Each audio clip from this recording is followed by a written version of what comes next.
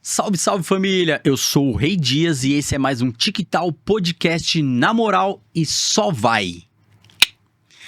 Ele mantém vivo o legado de Michael Jackson. Com vocês, Rodrigo Teaser. Uma salva de palmas. Lá em cima, energia lá em cima. Valeu, isso aí. Obrigado, muito obrigado. Obrigado mesmo. Eu que agradeço a sua presença. Valeu. Rodrigo Teaser vai representar aqui hoje. Opa. A gente vai falar toda a história, a trajetória de Michael Jackson e descobrir um pouco mais sobre Bora. você, né, Valeu, meu amigo? valeu. É isso aí, ó. Galera, já quero pedir pra vocês, inscreva-se no canal, compartilhe, fortaleçam, porque já sabe, TikTok, na moral e só vai. Rodrigo, depois de tantos anos vivenciando Michael Jackson, o que mais te impressionou na carreira dele? Eu acho que o que me impressionou, que continua me impressionando na carreira, é o fato do Michael sempre tentar surpreender o público, surpreender o fã, tá sempre à frente do tempo. Ele é um cara que ele foi pioneiro em muitas coisas, ele foi pioneiro em muitas ideias, né? Ele talvez seja o primeiro artista multimídia, de fato, no sentido de... já havia videoclipes antes dele, já haviam iniciativas em outras frentes que não musicais de outros artistas, mas a forma como ele usou isso, da maneira que ele usou, ele acredito tenha sido o pioneiro. Então eu acho que o que me impressionava lá, que me impressiona ainda, é essa forma de viver, sempre tentando impressionar, estar um passo à frente, ser pioneiro. Eu acho que isso para ele era tão importante quanto uma obra de qualidade, uma música de qualidade, um videoclipe de qualidade, era que isso fosse pioneiro em algum aspecto. E o lado humanitário dele com todo o time? O Michael, ele é um cara, ele tinha uma preocupação muito grande. A questão humanitária em si, pro Michael, era muito importante, né? Ele é o artista reconhecido no Guinness, né? A pessoa pública, o artista que mais doou para questões humanitárias ao longo da carreira. E aí, essa humanidade, né? Essa questão humana, o lado dele, o tratar dele com as pessoas, era uma coisa... Todo mundo narra um Michael, né? Todo mundo fala de um Michael que é muito semelhante, que é um cara que tinha um cuidado para falar, ele tinha um respeito, mesmo quando ele precisava advertir ou reclamar de alguma coisa, ele tinha uma forma cuidadosa, carinhosa de falar. Então eu acho que isso é muito bacana para mim como fã, como artista, como alguém que admira, que ama o Michael. É muito bacana você ouvir de diversas pessoas, né, eles falarem do Michael e sempre narrarem a mesma pessoa, a mesma personalidade. Que era um cara, que é um astro, um gênio, e mesmo ele estando nesse lugar no qual ele trabalhou para ser, óbvio, ele não era um cara que desmerecia a equipe. Não, ele é um...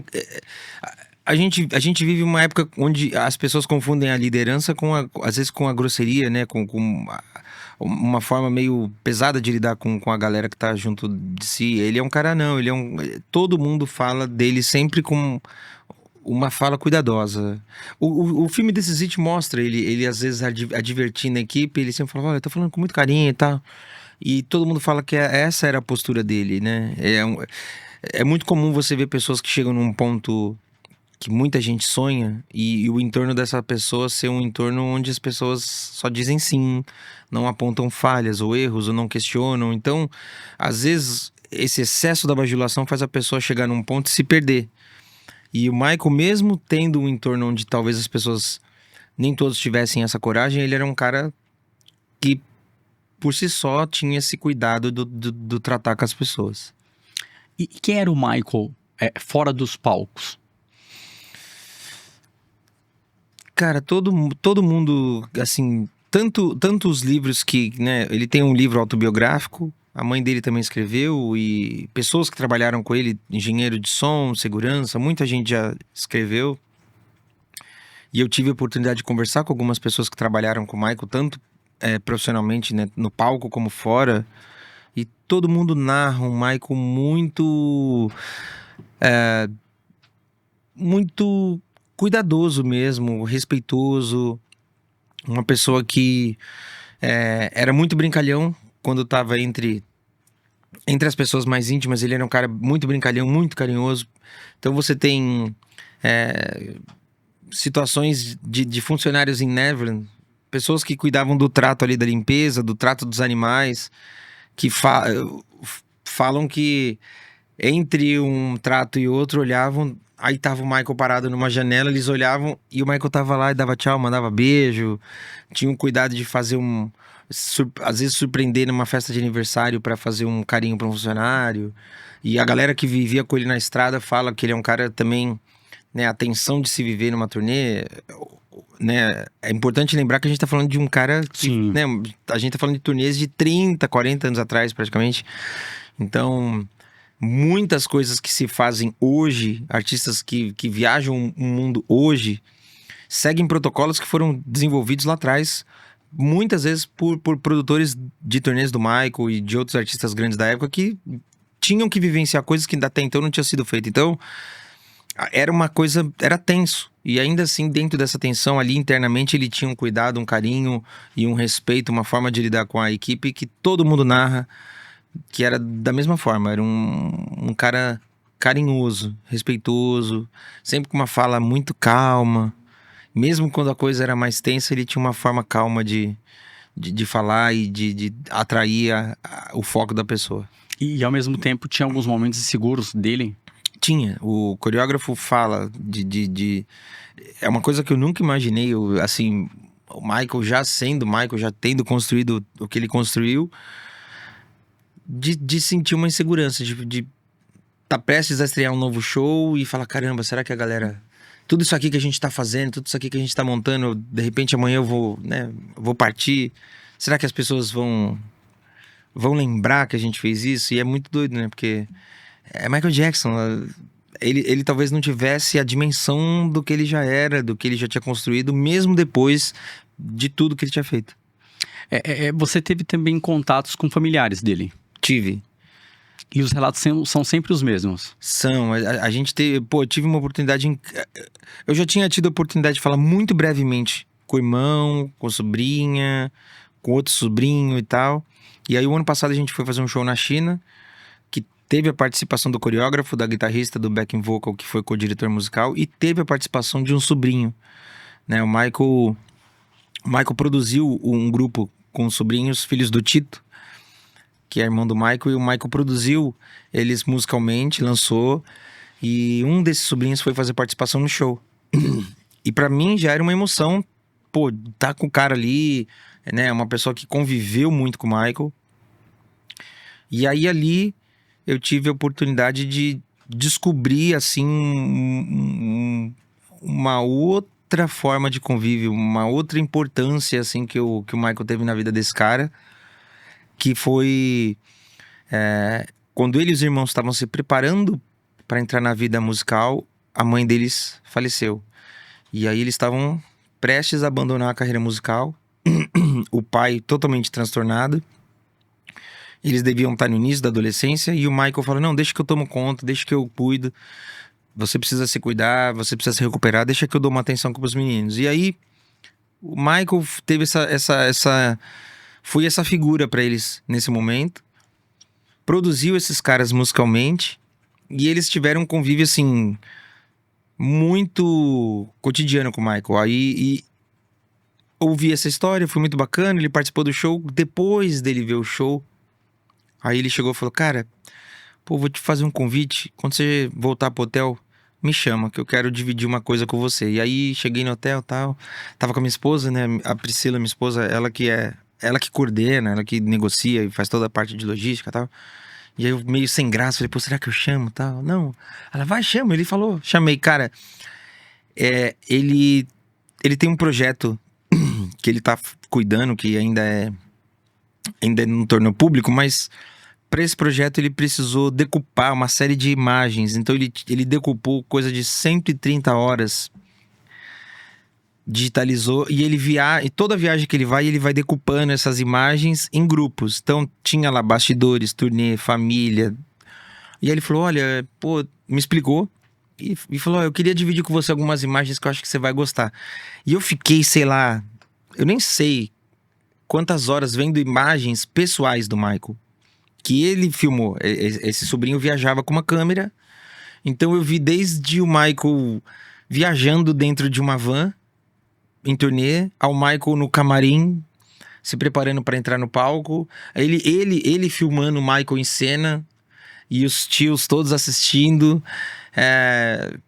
Vi o Michael reagindo aos fãs num hotel em Taipei. O Michael num hotel, uma multidão.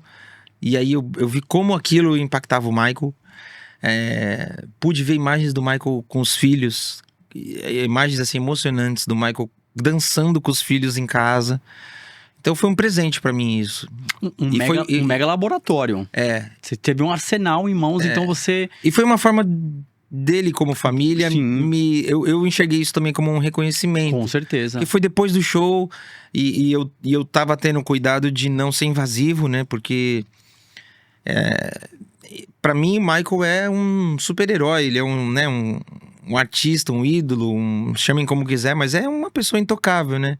Eu não cheguei perto, eu não tive oportunidade. E pra esse cara, é um tio, é alguém que ele conviveu. Então eu tava com muito receio de ultrapassar esse lugar. E graças a Deus ele gostou do show e entendeu que aquilo é uma homenagem e tal. Foi bacana porque ele se emocionou com aquilo. E aí deu esse presente pra mim, de poder me permitir ver essas imagens que...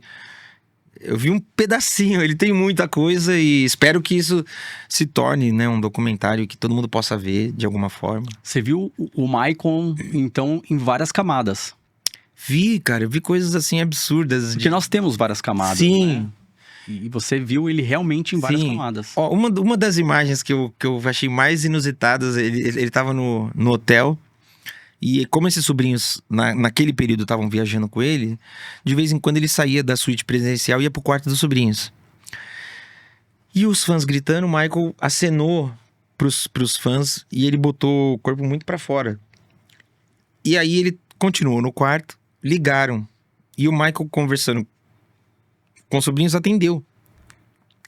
E aí, imagina você ver a imagem do Michael e ele atender, só que ele atendeu e fez: "Hello? Who it is? Ok. E ele só falava assim, ok. I'm sorry, ok. E ele desligou. E aí o sobrinho falou, o que foi isso? Ele falou assim, aí a voz dele já mudava. Aí o sobrinho, o que foi isso? Aí ele, a moça falou que era pra ninguém se pendurar na janela. E eu disse que tudo bem. E aí o sobrinho filmando falou, você tem noção que a mulher acabou de falar com o Michael Jackson? E ela não faz ideia, ela acha que falou com qualquer pessoa. Aí o Michael fazia assim e tal. Então eu pude ver várias camadas, como você falou. Teve uma imagem que eu achei muito bonita também. Deve ser mais ou menos... As imagens ele me mostrou eram shows no Japão. Era shows Japão, ali, Filipinas e tal. Era esse período da turnê. Então eu não me lembro exatamente o país, mas a família inteira fez uma surpresa pro Michael. E chegaram pra visitar ele na turnê e assistir o show. Então eu pude ver ali, horas antes do show, o Michael recebendo a família, os irmãos, os pais e tal. E é uma imagem também que muita gente, né, a gente não tem essa referência, né, de alguém do tamanho do Michael. Fala-se muito da família, da relação dele com a família. E de repente todo mundo lá de surpresa. E aí você vê a alegria dele falando sobre a turnê, falando sobre projetos e tal. E aí esse sobrinho filmando tudo ali, sabe? Você de repente se colocar dentro daquela sala pelos olhos do sobrinho e ver a relação dele, ele caminhando e falando com os irmãos, foi uma coisa muito bacana, assim. Enfim, eu recebi isso como um presente. Cara, muitos relatos aqui surpreendentes. Tô bem feliz com a sua vinda aqui no TikTok pra gente dar continuidade. Cara, assim, eu sou fã, então eu fico assim, alucinado. E você falando e eu me colocando ali. Falei, nossa, como seria o Michael? Porque são coisas que a gente, né... Essa vida normal, dentro da loucura que era a vida dele, não existe registro, né? Então você assistir aquilo e fala, nossa... então... Era assim, eu não preciso imaginar como era assim. Rodrigo, e quando você junta essa equipe que já trabalhou com o Michael durante anos de turnê, quando você consegue juntar toda essa equipe e fazer esse show de apresentação ali, a energia foi diferente? Ah, foi. Porque na verdade foi assim, eu e a minha esposa, né, Priscila, a gente montou o show. Eu já fazia show desde criança, eu me apresentava, eu já fazia show, mas eram shows muito pequenos, né? Era eu, 2, 4 bailarinos, um pendrive, as músicas ali, as trocas de figurinos, era isso. Quando o Michael se foi, a gente conversando, eu falei, vamos fazer um show de despedida? Porque eu achei que isso que eu fazia ia acabar com a partida dele. Eu confesso que eu não enxerguei o contrário. Então eu falei, vamos fazer um show de despedida? E a gente faz um show grande, com banda, com elevador, com cenário e tal. E aí a gente ficou uns 2 anos montando esse show. É um show independente, a gente ficou 2 anos montando. Aí toda aquela dificuldade, né, de artista independente e tentando furar essa bolha, né, do intérprete, né, o cover, imitador, que, né, existe uma ideia de que isso é uma arte menor, então no início foi muito complicado, mas aí a gente estreou, e aí, coisa de rede social mesmo, eu sabia, eu sempre soube o nome da galera que trabalhava com o Michael, então eu pesquisava muito esse pessoal, mandei mensagem pra muitos deles, muitos nunca nem responderam, muitos responderam, e aí um dia, tipo, já 1 ano e pouco depois da estreia, o coreógrafo me respondeu.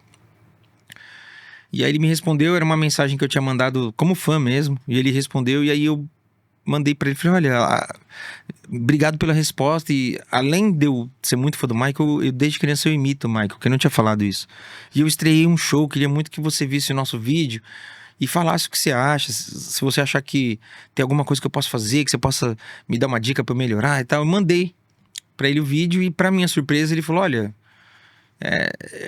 eu achei muito bacana, eu tô muito impressionado. Se você tiver um evento, um show importante no Brasil, que você achar que eu possa ir pra contribuir, me leva. Eu quero fazer parte disso. Então não foi uma coisa... não foi uma relação comercial, não foi uma proposta comercial. Nasceu dessa forma mesmo. E aí eu fiquei, tipo, sem acreditar. Demorou um tempo até que a gente conseguisse viabilizar isso. Ele veio pra cá. Inicialmente ele ia vir supervisionar e me dar dicas, fazer um laboratório comigo. Em contrapartida, eu só precisei organizar workshops pra ele. Que ele falou, isso que eu tô fazendo por você, eu tô fazendo por você. Não é uma relação, não é um trabalho, não tô fazendo isso pra ser pago. E aí, quando tava aqui, que ele tava vendo, ele falou, olha, posso saber uma coisa? Desde que o Michael foi, eu nunca mais subi no palco. Posso subir com você? Que pra mim foi, tipo...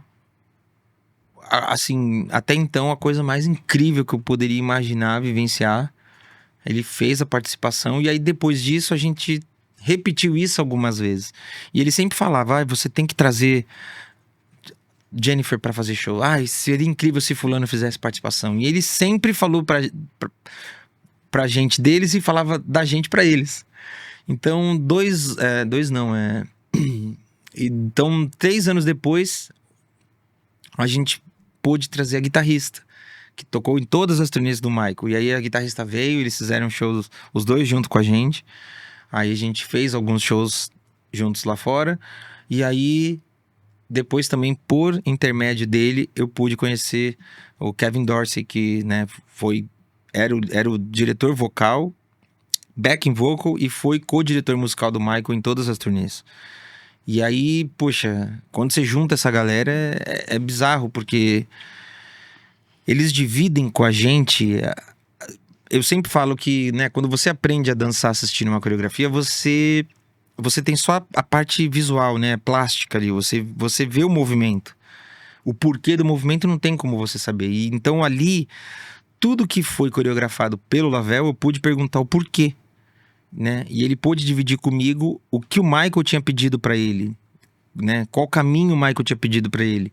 E foi muito bacana porque, assim, o Lavelle Smith, que é esse coreógrafo, todas as coreografias que ele dançou com o Michael, ou ele aprendeu, ou ele mesmo coreografou, ou ele aprendeu com o coreógrafo que criou, porque ele iniciou como bailarino e depois se tornou coreógrafo. Ou ele aprendeu com o próprio Michael. Então é muito doido, porque ele conta que quando ele começou a dançar com o Michael, O próprio Michael passava a coreografia pros bailarinos. Michael completo, hein? É. Um artista completo. E aí ele coreografava, e aí o Michael nomeou o Lavelle como Dance Captain, que é o bailarino que durante a turnê fica encarregado de cuidar dos demais. E aí, posteriormente, veio outros momentos coreográficos que, né, o Lavelle já participava como bailarino. E aí, na turnê seguinte, o Lavelle tinha feito uma coreografia para a irmã do Michael e implementado uma série de movimentos militares que o Michael gostava muito. E aí o Lavelle é chamado para ser coreógrafo do Michael e definitivamente assume esse posto. E aí a última contribuição, assim, que chegou a acontecer, né? Porque a última turnê só foi ensaiada, o Lavelle já dirigiu.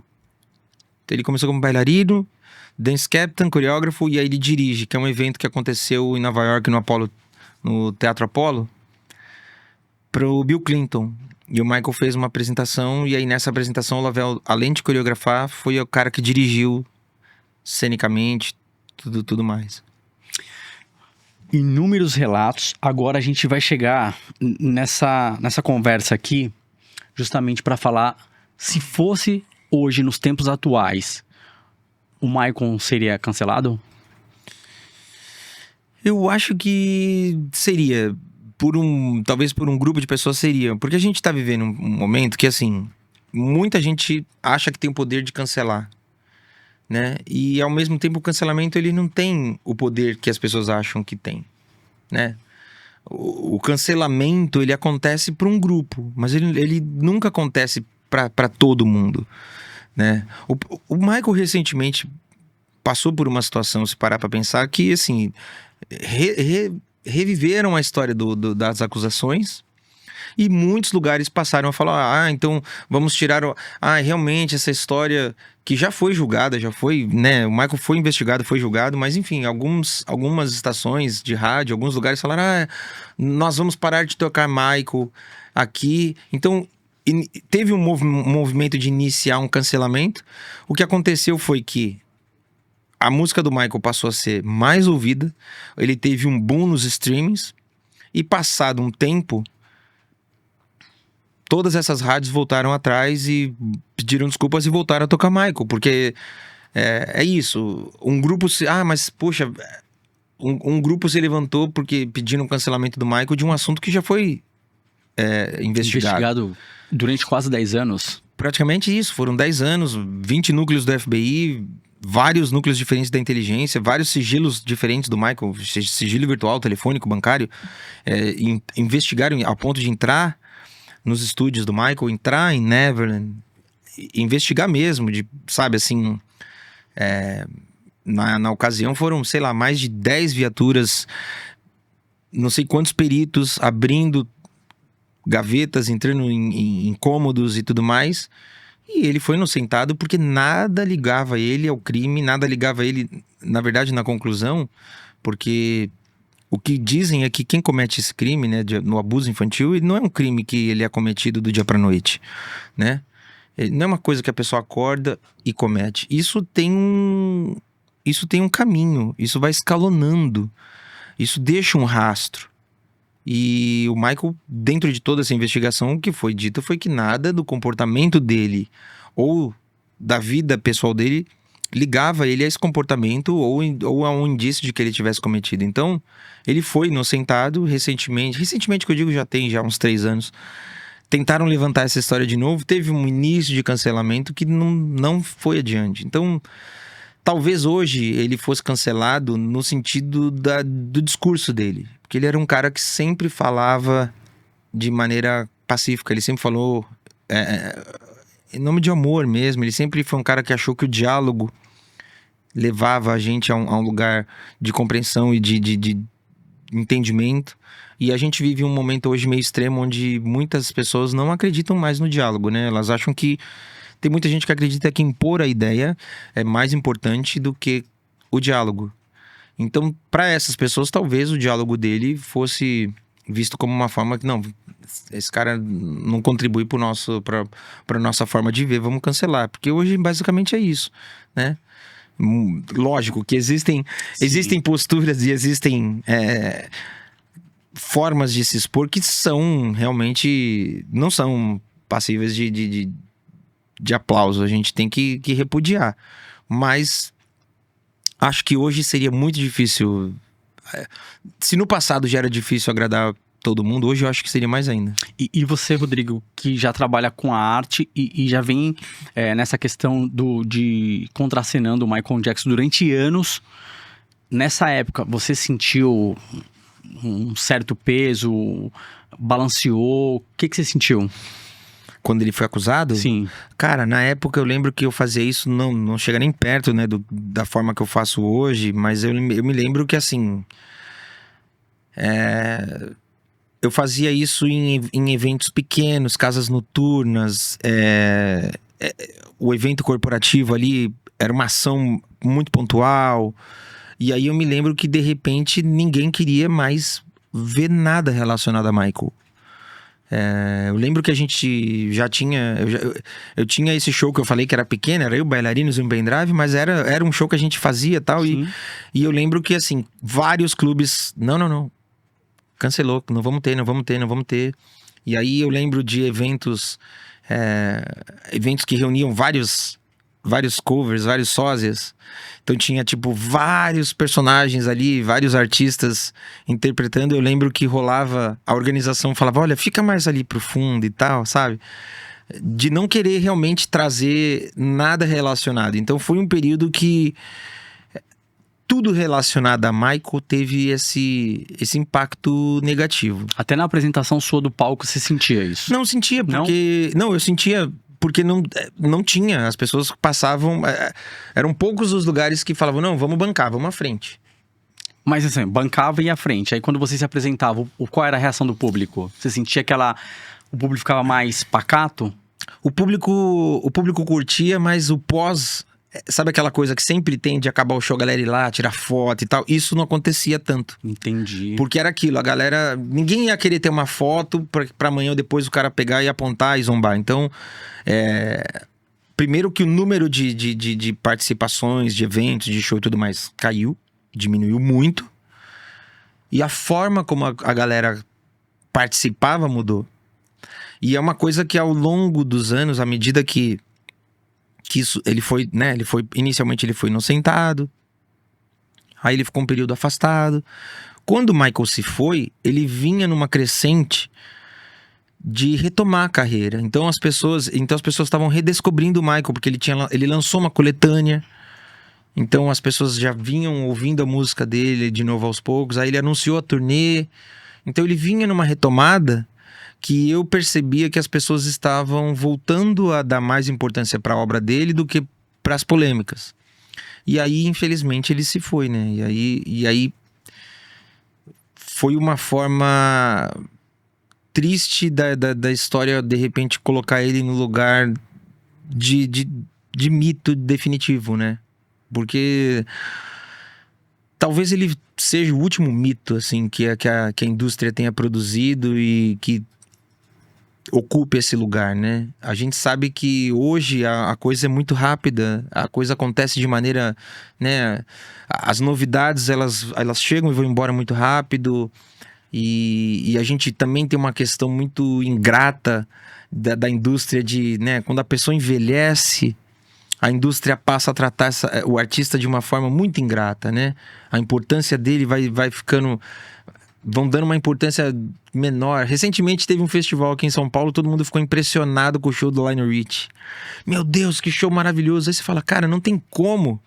Esse cara ele tem 70 e tantos anos e ele tem, sei lá, 50 e tantos de carreira. Não existe público que esse cara não conheça.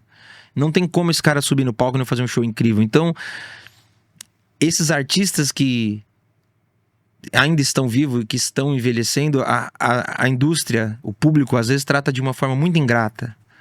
Então talvez o Michael seja o último ícone, o último mito que tenha sido surgido e ocupado esse lugar. E, infelizmente, de uma forma triste, né? Sim. Da maneira que ele partiu. Mas definitivamente, a partir dali, a obra do Michael passou a ser vista e revisitada de uma outra forma. O Michael era um gênio, É. super perfeccionista. Ele tinha alguma mania? Cara, eu não sei mania, mas ele tinha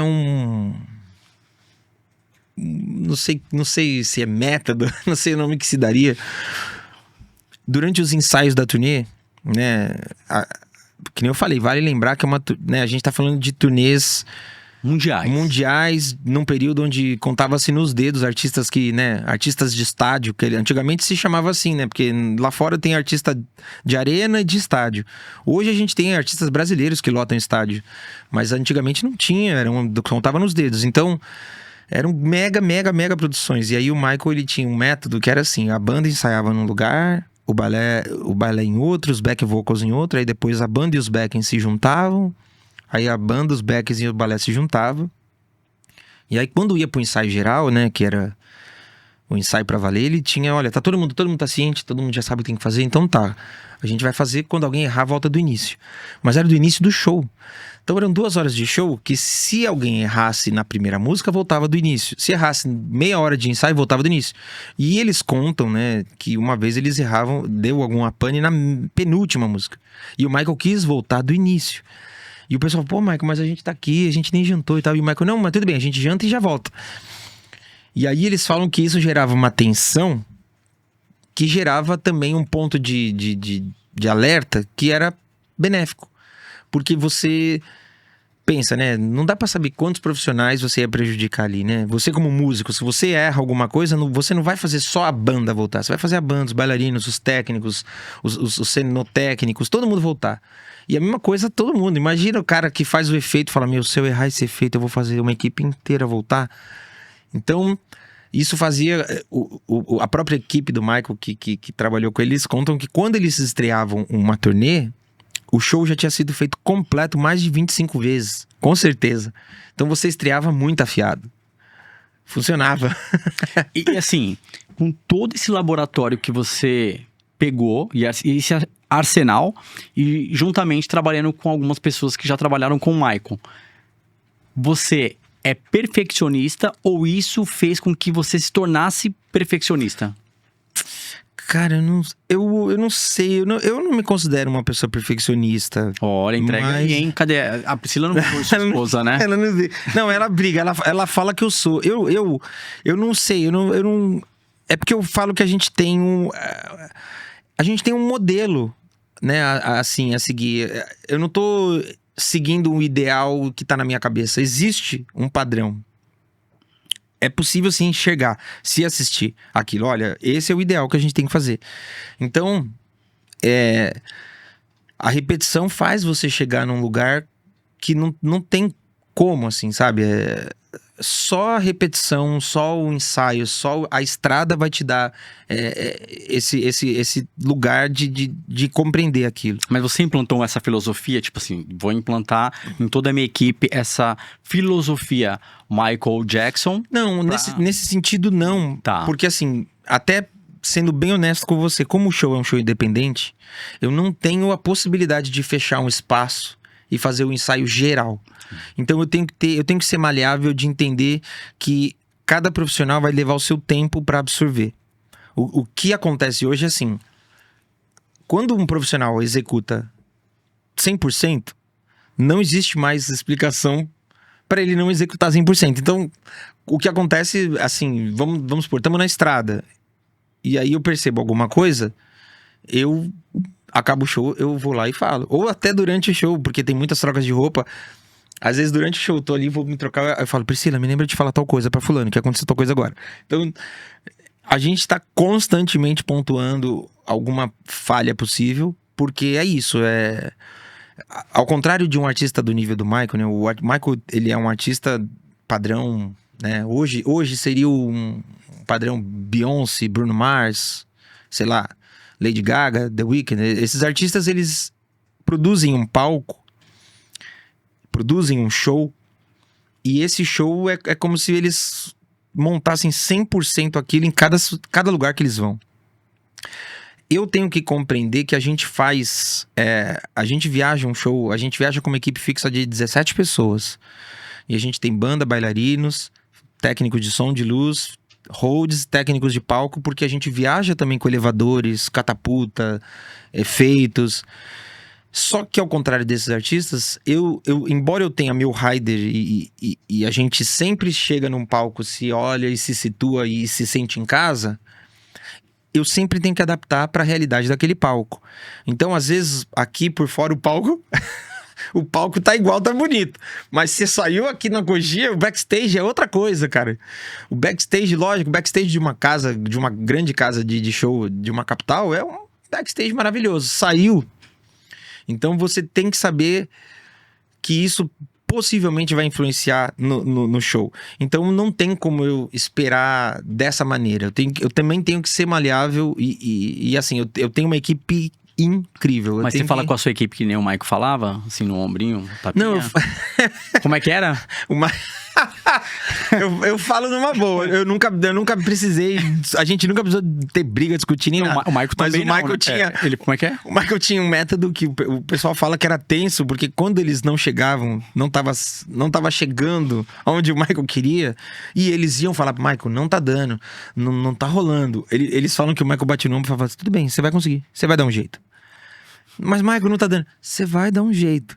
E eles falam que isso imprimia, tipo, meu Deus, agora eu preciso dar um jeito. E dava um jeito sempre. E no seu jeito também na turnê? Não, comigo, cara, eu nunca precisei, juro. Eu tenho uma equipe incrível, assim. Olha, eu tenho músicos incríveis, bailarinos incríveis, técnicos incríveis. E eu acho que a galera, quando chega no show, a percepção que eu tenho é que a galera, quando chega no show, eles enxergam como mais um trabalho. Pra eles é mais um trabalho. Mas quando eles estão ali, eu acho que eles entendem que aquilo, pra mim, é mais do que um trabalho. Pra mim, aquilo é a alma. É a alma, cara. E assim, cada show, ele tem que ter a ansiedade do primeiro e a importância do último. Porque a gente tem que dar o sangue ali, sabe? Eu não consigo chegar e falar, vamos fazer um show mais ou menos hoje. Não dá. Até porque, quando a gente fala de Michael Jackson, é algo que todo mundo já viu. Performando. Sim. E a referência é muito forte. Muito forte. Então não dá pra ser 75%, 80% nem 90%. Tem que ser 100% ali. E mesmo quando você dá 100%, é engraçado. Quando dá 100% eu assisto e falo, ai, puxa, tomara que não percebam, sabe? Ah, nossa. Porque é um cara que, assim, o canto dele é muito peculiar, é muito particular. A dança dele é muito particular. A forma que ele expressava é muito particular. Então, é um laboratório constante. Sabe? Então, vira e mexe, eu tô ali, tô sentado em casa e falo, vou botar um show. Aí eu assisto, tô assistindo, vira e mexe e faço, meu Deus, eu nunca tinha notado isso. Porque são muitas camadas, muitas informações, né? Nunca é uma coisa só, né? Lógico, eu tenho a minha forma de enxergar isso e apresentar, e cada pessoa que presta homenagem ao Michael tem a sua forma, mas eu acho que nunca dá pra você chegar, pegar um show, decorar 100% ali aquele movimento, o gesto e reproduzir aquilo, porque aí se torna uma obra mecânica, né? Não tem como você ser mecânico toda vez, executar igual, do mesmo jeito, na mesma intenção, na mesma intensidade. De alguma forma, você tem que digerir aquilo para que aquilo viva dentro de você e você externe de uma forma honesta. E a forma honesta, ela nunca vai ser 100% igual. Porque com ele não era 100% igual. Acho que nenhum artista, né? Não. Cada show é um show. Por mais que a coreografia seja a mesma, mas o movimento do ombro vai entrar naquele momento da batida, da virada da bateria. E o show do Michael tem muito improviso. Muita gente... Lógico, o momento coreográfico, entrou os bailarinos, é coreografia, é a reprodução do videoclipe. Mas ele tem, assim, maior parte do show é improviso. E o improviso em qualquer arte, o improviso é uma arte difícil. Porque o improviso, ele requer o repertório, né? Você tem que ter o repertório para você usar, mas ele também requer um nível de controle, de calma e de troca com a plateia que, se você sobe num palco e a plateia tá morta, você se sente buscando o repertório, entregando, mas é diferente. Quando a plateia tá junto, quando a plateia tá quente, é diferente, porque você entrega, a plateia devolve, você entrega, a plateia devolve, então E também é um laboratório que você aprende só com o tempo. É aquela pegada que você vai ali interagir com a plateia cantando e tudo mais, e automaticamente, sem olhar pra trás, você já tá no ritmo da música e os bailarinos estão coreografando. Exato, tá tudo rolando. Na mesma perfeição. Você não precisa pensar. Que é uma coisa que também todo mundo que trabalhava com o Michael fala, que a repetição, ela é importante para que você execute sem pensar. Que ele falava que o tempo que você perde para pensar no que você vai executar te distancia da verdade. Dica para bailarinos. Pra todo mundo, assim, né? Que às vezes no palco a gente tá ali e acontece alguma coisa, né? Equipamento, cara, não adianta. Equipamento, energia. Já aconteceu de cair energia no show. Já aconteceu de um equipamento dar pane do nada. E aí você tem que, de alguma forma, absorver aquilo, mas seguir. Pra não deixar aquilo te derrubar. E aí, tipo... Não deixar isso, cortar essa energia de uma forma que você fala, e agora, meu Deus, sabe? Mas relata pra nós aqui, Rodrigo. Já aconteceu com você, mas também já aconteceu com o Michael. Não, já aconteceu com o Michael também. O Michael já outros teve artistas. O Michael já teve... Tem relatos, assim, Tem relato de a equipe relata eles lembram de um show específico que é possível que eles tenham falado até o lugar, mas eu não vou lembrar. Que eles falam que deu problema na entrada, deu problema nos efeitos, aí deu problema no som, aí começou a dar pane em tudo. E aí falou que teve uma hora que o Michael saiu pra uma troca de figurino lá, e aí rolou uma tensãozinha interna que parou tudo. Ele chamou a galera, a equipe técnica, os técnicos, falou, gente, pelo amor de Deus, tem alguma coisa acontecendo? Tem mais alguma coisa que eu tenho que estar preparado? Porque não tá rolando, tá complicado. E aí retomaram o show, mas com ele já aconteceu isso, já aconteceu pane também cara, falhar.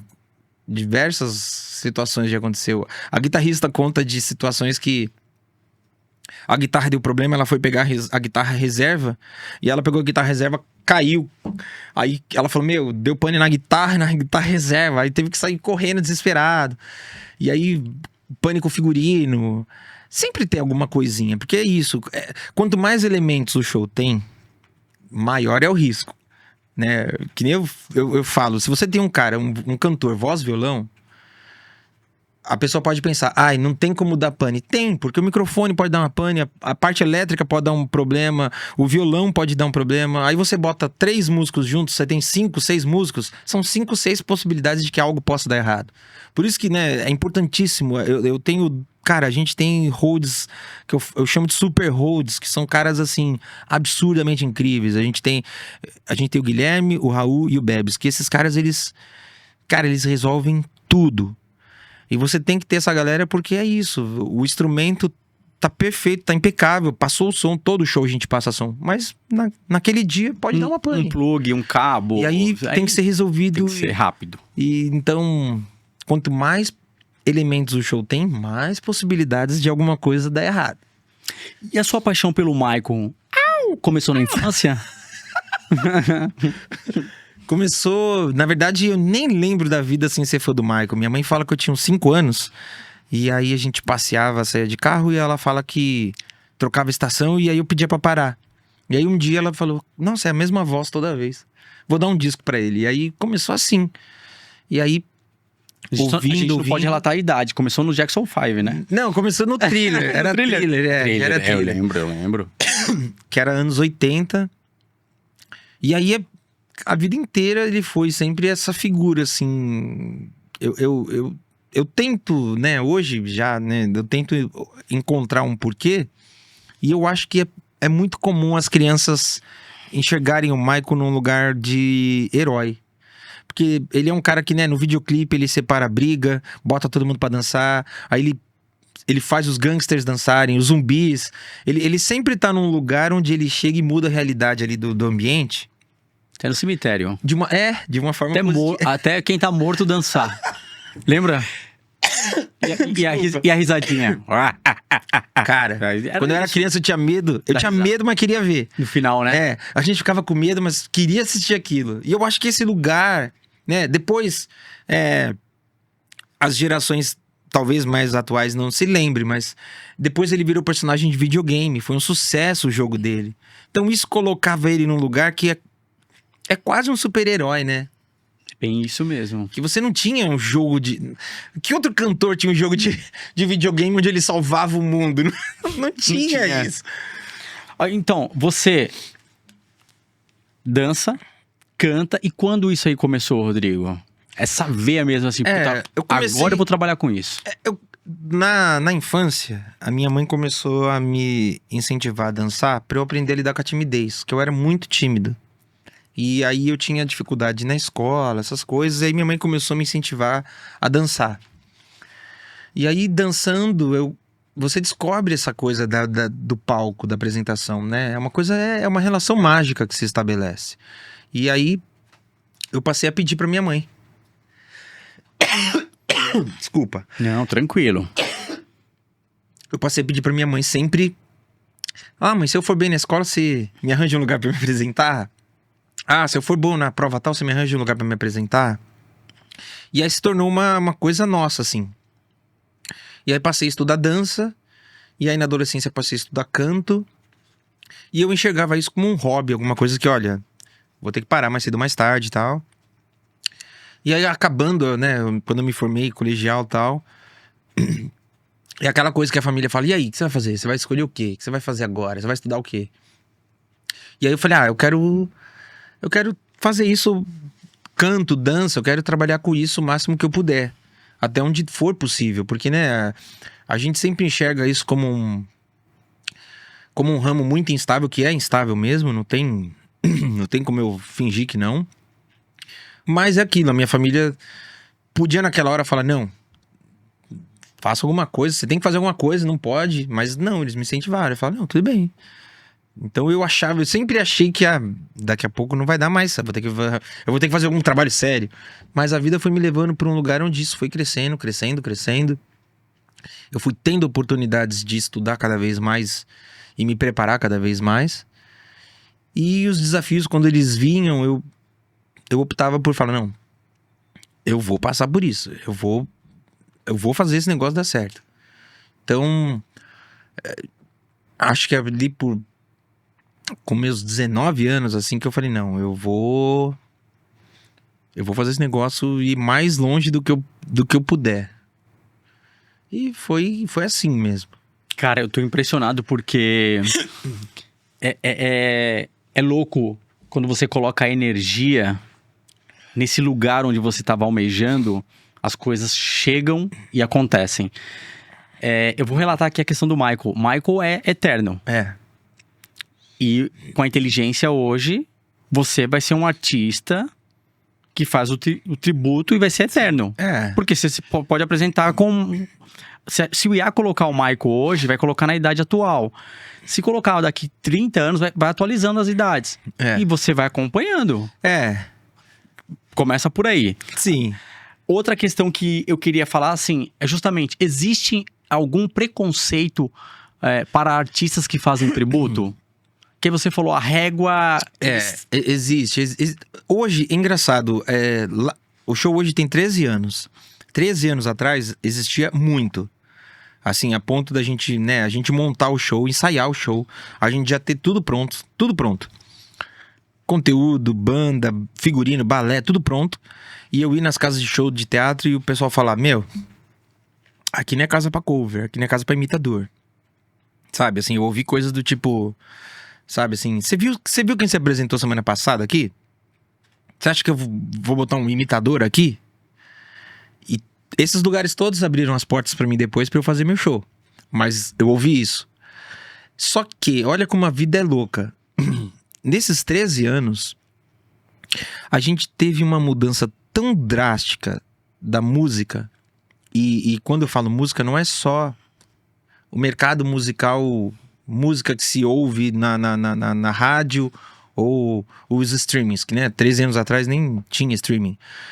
A música mudou em todos os aspectos. Então, hoje, o show tributo, quando ele é bem feito, ele é um produto extremamente rentável. Ele é um produto que tem um público fiel. Por quê? Porque o público sabe que vai ver um show. Claro, nem todos têm uma mega produção e laser, cenário e tudo mais. Por quê? Nem todo artista homenageado tinha isso. Mas hoje existem tributos que são feitos por grandes músicos, grandes cantores, grandes produtores. Então, o público às vezes fala, eu vou aqui nesse artista consagrado brasileiro, esse cara que sempre fez um grande show. E às vezes, entre aquele artista que surgiu agora e o tributo, muita gente às vezes fala, eu vou no tributo, porque eu sei que ali eu vou ouvir uma música bem feita, bem executada, música que a pessoa já sabe que gosta. Então a pessoa, o tributo, ele saiu desse lugar. Quando ele é bem feito, bem executado, ele saiu desse lugar de uma arte menor para um lugar onde movimenta um público grande. Aceitação, conexão, tem toda essa questão, né? Eu vou me colocar nesse momento que eu já vivenciei. Sim, é. O nostálgico. E isso que eu ia falar, existe uma questão da memória afetiva que é muito forte, né? Porque o Michael é um artista, óbvio que a gente sempre fala dos anos 80, que foi a explosão dele, mas o Michael é um artista que ele teve uma carreira relevante, 80, 90, 2000, né? E, na verdade, o Michael é o único artista a ter uma música em primeiro lugar em 5 décadas diferentes. Sim. Então ele é um cara que ele abrange um público muito grande. E ainda hoje, é engraçado, são 15 anos que ele se foi, 13 anos que a gente faz o tributo, a quantidade de crianças de 10 anos pra baixo que vão no show, vestidas, cantando todas as músicas, é um negócio absurdo, assim. Então é um público que se renova. Então você tem o público que se renova, que vai lá pra ver uma coisa que é novidade, digamos, mas você tem um público nostálgico que vai lá pra reviver e relembrar fases da vida. É uma coisa, eu acho que o tributo para um artista como o Michael, pelo menos, ocupa esse lugar. E você falou uma coisa também da questão da mudança, nessa questão do seu mercado, justamente pelos musicais. O Brasil Sim. aumentou muito o número de musicais e principalmente São Paulo. Teve um crescimento muito alto. Que a gente via muito acontecendo isso nos Estados Unidos, principalmente Nova York e tal. E São Paulo hoje, principalmente, é um polo. Recebe muitos musicais. Sim. Aqui, puxa, tem épocas aqui que... Eu não lembro agora o período, mas aqui teve um período que era o 3º lugar no mundo em produção. Você, principalmente, você é o ano inteiro se apresentando. A gente viaja o tempo todo. Porque, como eu falei, é um show independente, a gente vive há 13 anos da própria bilheteria. Todas essas maluquices que a gente inventa de equipamento, que a gente importa e constrói, vem da própria gestão que a gente faz disso. E é um show que, assim, em 13 anos a gente ainda não viu a queda, sabe? Assim, é impressionante como a gente só tem cada vez mais shows, cada vez mais público. A gente, esse ano especificamente, 2025, que a gente tem visto uma dificuldade maior, mas isso é uma coisa geral do setor. É uma coisa assim, produtores do Brasil inteiro reclamam da situação como tá, porque a gente tá vivendo, né? Muita gente não aceita, muita gente não quer dar o braço a torcer, mas a gente tá vivendo uma crise.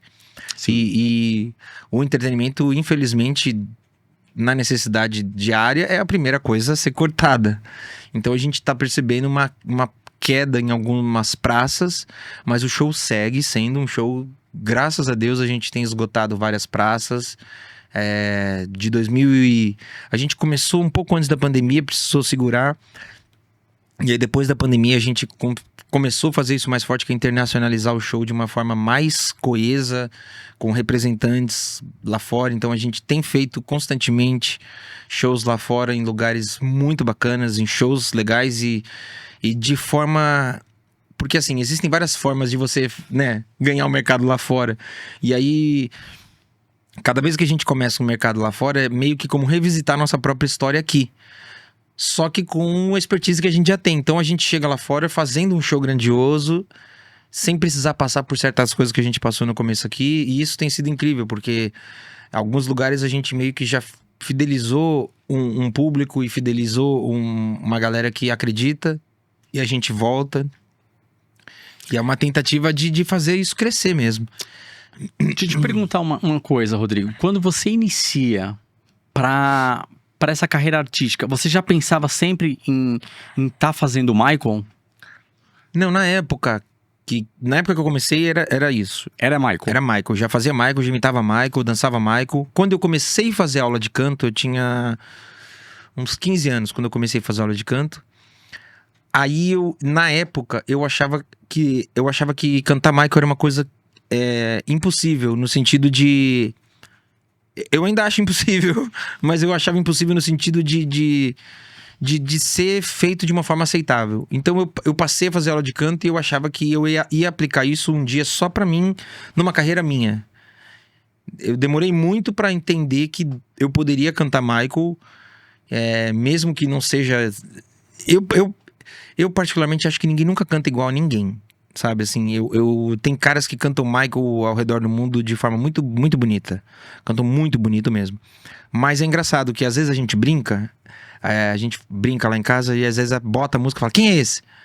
E eu sempre adivinho, porque quando a pessoa ouviu muito Michael, né? Eu já ouvi muito. E eu escutei já algumas vezes algumas pessoas, você entende que a pessoa, ela não consegue... Ninguém consegue ser 100% o outro, né? Você é único. A pessoa pode te ouvir aqui, te ver e falar, vou copiar, vou ver como é que ele se comporta. Não consegue, porque você é único, eu sou único. Então isso que eu faço é uma homenagem e ela é uma leitura minha. É a minha leitura e espero que as pessoas que vão ao show façam leituras semelhantes à minha. Mas nunca é 100%. Então, no início do meu estudo de canto, eu enxergava que o canto não seria pro tributo, né? Pra imitação, seria pra mim. Depois eu passei a botar o canto, mas eu achava que o canto não era... O canto inicialmente seria um dia pra uma carreira minha. Por que eu tô falando isso? Porque é muito louco. Você já deve ter visto pessoas perguntando pra você. Porque a sua característica física, seu semblante... principalmente na face, é extremamente parecido, assim, Michael Jackson. Tem a semelhança muito grande. A gente vai falar até dos outros países. Eu escuto isso e Bruno Mars. Muita gente fala, você parece o Bruno Mars. Eu falo... eu já sou no Michael Jackson. Aqui a galera tá no Michael Jackson? Tá no Michael? Tá no Michael? Bruno Mars, eu também cheguei... Você também achou? Eu não sei. Eu brinco, o pessoal brinca que o Bruno Mars é filho, eu falo, tudo bem, tá na família, então tá em casa. Então tá em casa. E aí eu fico olhando... Cara, e aí você tem que trabalhar a voz também pra chegar. Isso pra mim era uma coisa que eu tinha dificuldade Porque mesmo. você fala assim, não, eu sou magro, eu danço, e quando eu tô caracterizado, ok. E agora pra chegar a voz? A voz pra mim foi o último estágio mesmo, foi a parte que eu fui mais... que eu tive mais medo mesmo, porque a dança, né, ela é um elemento visual. Então você assiste agora a coreografia. Se daqui 15 minutos eu botar alguém dançando semelhante, o nosso cérebro às vezes não vai assimilar que tá semelhante. Ele vai pontuar aquilo que te pegou mais e no teu cérebro você vai falar, tá igual. Mas a voz não. A voz pega a gente num lugar diferente. Então eu tinha muito receio da voz. Eu estudei muito antes da gente estrear o show. Sim. E eu estreiei já com muito medo. E assim, eu posso te falar, eu continuo estudando, nunca parei de estudar. Mas perdeu a timidez.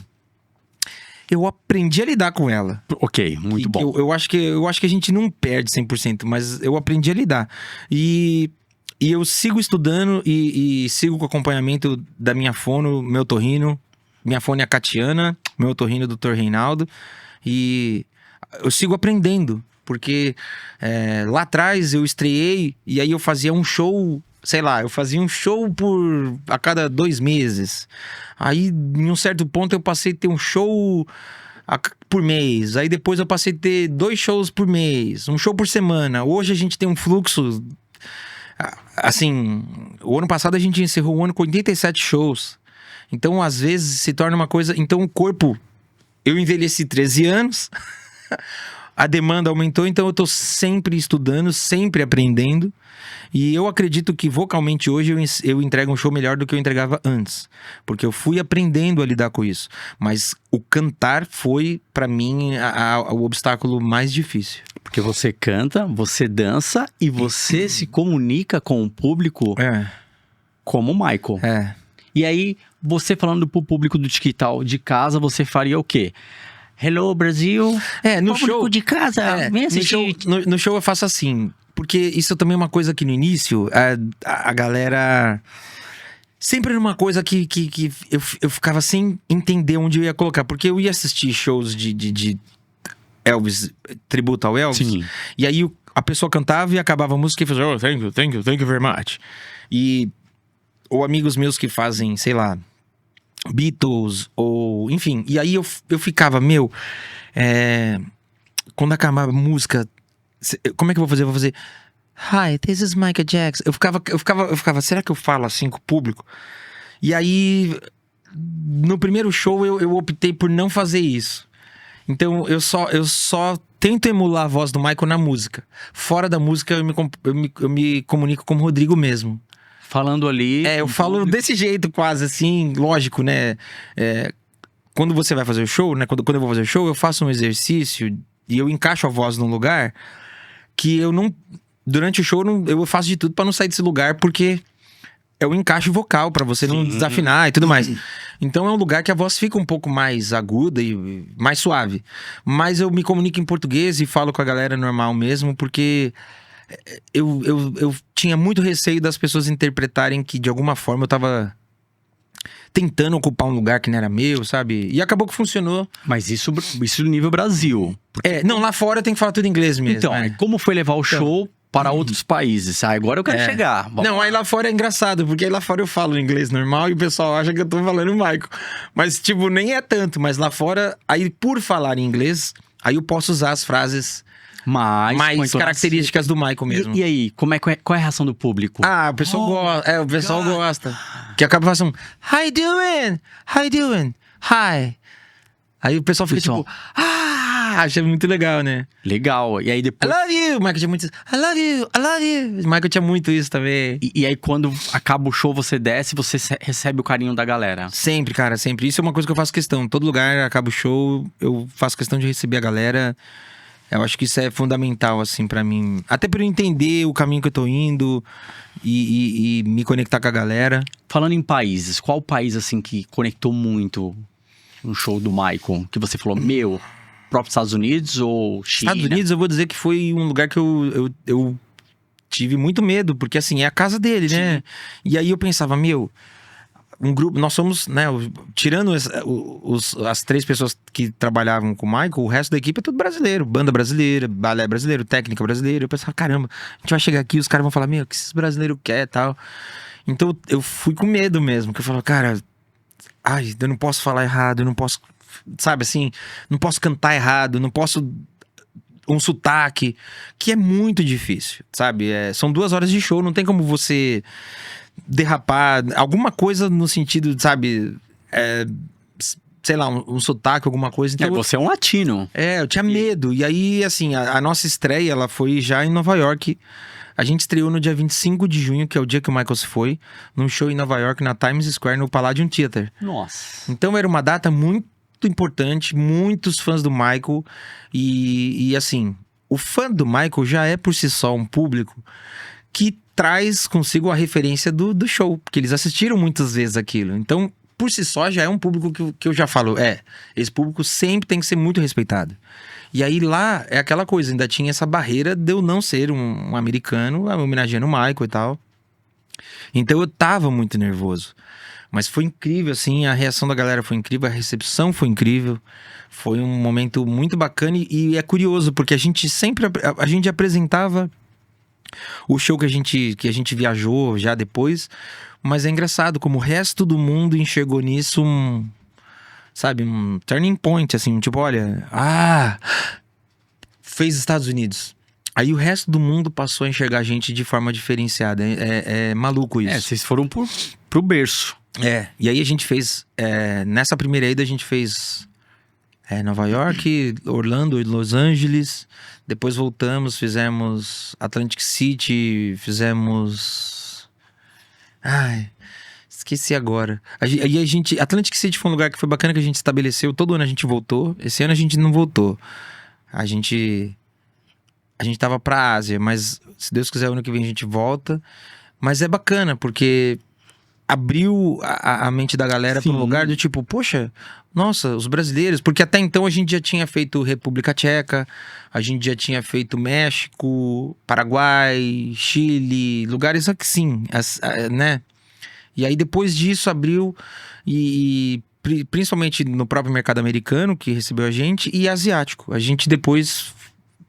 Desde então a gente já fez alguns shows Malásia, Singapura, Filipinas, China, Dubai. Dubai a gente já foi 3 vezes e a gente vai voltar agora em outubro. E China, show cheio também. o Cara, pessoal China adora. foi a coisa mais maluca que eu já vivi, assim. Eu acho que depois dos Estados Unidos, China foi o lugar que foi mais incrível, porque... Fervoroso ali. o que acontece? O Michael ia fazer show em 1993, foi anunciado e por alguma razão foi cancelado. Aí, em 2023, eles entraram em contato com a gente, aí chegaram pra mim e falaram: vocês conseguem fazer um show igual o de 93? E eu falei: como assim, né? Primeiro, eu queria entender. Eu queria que vocês conseguem fazer um show com os figurinos e o setlist idêntico de 93? Eu falei: consigo. Ótimo. A gente quer isso, porque a gente vai fazer o palco igual de 93. Aí eu falei: ninguém vai fazer o palco igual de 93, nem existe isso. Não tem essa possibilidade. Então tá, então a gente foi lá pra fazer o primeiro show com os convidados a equipe do Michael, todo mundo.